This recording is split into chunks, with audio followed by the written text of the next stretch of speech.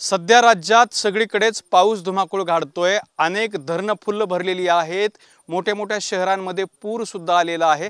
सगळीकडे पाणीच पाणी झालेलं आहे। मात्र अशाही परिस्थितीमध्ये छत्रपती संभाजीनगर जिल्ह्यातल्या सोयगाव तालुक्यामध्ये असं एक गाव आहे की ज्या गावामध्ये पिण्याच्या पाण्यासाठी नागरिकांना अजूनही पायपीट करावी लागते।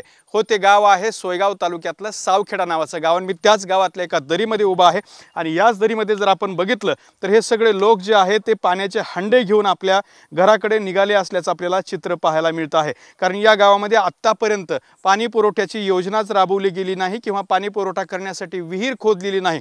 त्यामुळे परिणामी या सगळ्या लोकांना या नाल्यातल्या एक अशा छोट्याशा खड्ड्यातून पाणी भरावे लागतंय।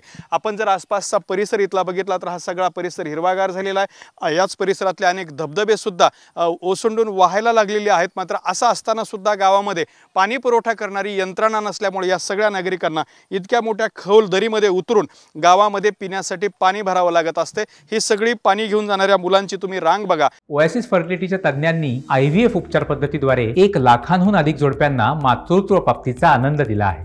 मोफत अपॉइंटमेंट बुक करण्यासाठी आजच संपर्क साधा। उन्हाळ्यामध्ये या सगळ्या मुलांच्या घराच्या ज्या महिला आहेत त्या पाणी भरतात। मात्र पावसाळ्यामध्ये हा सगळा परिसर निसरडा झालेला आहे। त्यामुळे महिलांना येता येत नाही। त्यामुळे परिणामी या सगळ्या मुलांनाच या ठिकाणी पाणी भरावं लागतंय। आपण जर खाली बघितलं तर या 2 महिला सुद्धा वर येत आहेत। मात्र येत असताना सुद्धा त्यांना मोठ्या अडचणी ज्या आहेत ते या ठिकाणी येत असताना आपल्याला पाहायला मिळत आहेत।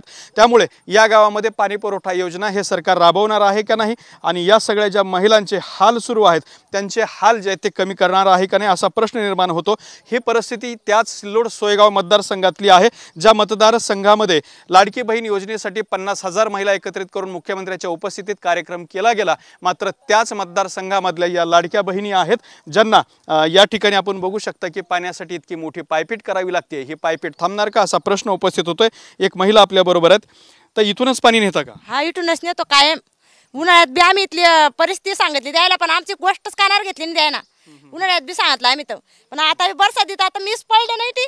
तुम्ही पाहिलं ना मीच पडले नाही ती। मग आता पोरं सांगते पाणी एखाद्या पोरं घर नसतं तर आम्ही काय करा, प्यायचंच पर्शन होती ना पाण्याची, पाणीच पिवायला जात नाही। मग आता ते घाण तळ्याचं पाणी ते कसं काय पिवायला जातं? ते ढोरं सुद्धा हे करत नाही त्या पाण्याला, तर आम्ही पिन का माणसं? पण गावात पाणी का येत नाही? गावात मग आता सांगा ना तुम्ही, सरपंच ते आमच्या कानावरच गोष्ट घेत नाही। सरपंच ते आम्ही सांगू कदरून गेलो तर सरपंच आले कानावरच गोष्ट घेत नाही। हा करते काली गाडी करते पळून जात्या।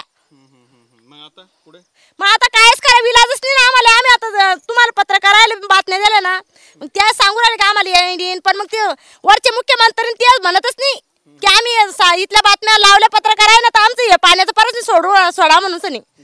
तुम्ही तर आता मुख्यमंत्र्याची लाडकी बहीण आहेत की, पण मग समजायला पाहिजे ना मुख्यमंत्र्याला की एवढी काळजी करून देतो आम्ही त्याला, तर एवढं सांगू राहिलो तर जो पटकू सांगू राहिलं करतात ते आमची काळजी पाण्याची। इतर गावाला मनुष्य पाणी आमच्या गावात पाहिलं तुम्ही कसं आहे। उन्हाळ्यापासून चालू आहे आमचं हे, त्याला सांगणं उन्हाळ्यापासून चालू आहे तर सांगतच नाही ते आम्हाला की हे करतो म्हणून नाही काम तुमचं।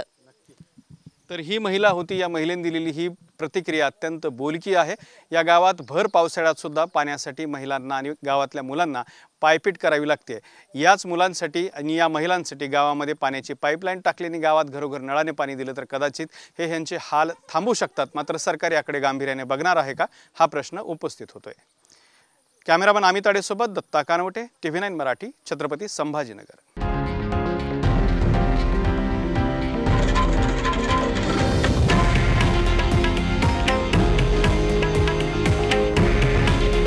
हे आहे देशातील नंबर 1 न्यूज नेटवर्क आणि आपण पाहत आहात TV9 मराठी। काळजी तुमची, हित महाराष्ट्राचं।